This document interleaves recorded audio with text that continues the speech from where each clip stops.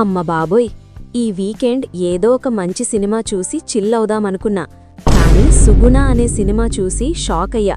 ప్రముఖ choreographer, director అమ్మ రాజశేఖర్ గారు తీసిన లేటెస్ట్ ఆణిముత్యమిది. అమెజాన్ ప్రైమ్లో సైలెంట్గా వచ్చింది. చూసినోడికి మాత్రం వైలెంట్గా తలనొప్పి తెప్పించింది.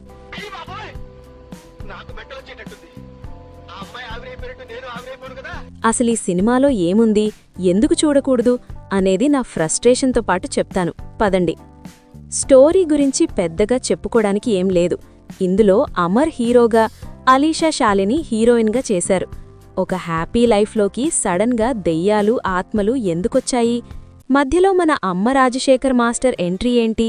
సినిమా అయిపోయాక కూడా మనకి క్లారిటీ రాదు. బేసిక్గా ఇదొక హారర్ అటెంప్ట్ అని డైరెక్టర్ ఫీలింగ్. కానీ చూసే మనకి మాత్రం కామెడీ పీస్. భయపెట్టాల్సిన చోట నవ్వొస్తుంది, నవ్వించాల్సిన చోట ఏడుబొస్తుంది. ఇందులో కామెడీ ట్రాక్ చూస్తే మనం 2026లో ఉన్నామా లేక 1990లో ఉన్నామా అని డౌట్ వస్తుంది. సీన్కి సంబంధం ఉండదు, లాజిక్స్ అస్సలుండవు. అమ్మ రాజశేఖర్ గారు తన పాత స్టైల్ని ఇంకా వదల్లేదనిపిస్తుంది. ఆర్టిస్టులు ఏదో కష్టపడ్డారు గానీ కంటెంట్లో దమ్ము లేకపోతే ఎవరేం చేస్తారు? పాపం అనంత్ గారు సీనియర్ కమీడియన్స్ ఉన్నా కూడా వర్కౌట్ అవ్వలేదు. ఈ సినిమాలో ప్లస్ పాయింట్స్ వెతకడమంటే గడ్డివాములో సూది వెతకడమే. ఏదో ఒక్కటి చెప్పాలి కాబట్టి సినిమా నిడివి అంటే రన్ టైం తక్కువ ఉండటం ఒక ప్లస్ అనుకోవచ్చు.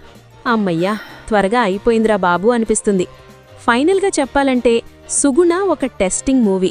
మీ దగ్గర అమెజాన్ ప్రైమ్ సబ్స్క్రిప్షన్ ఉండి ఏం చేయాలో తోచకపోతే అప్పుడు కూడా ఈ సినిమా జోలికి వెళ్ళకండి, ప్రశాంతంగా పడుకోండి. నా రేటింగ్ 1/5.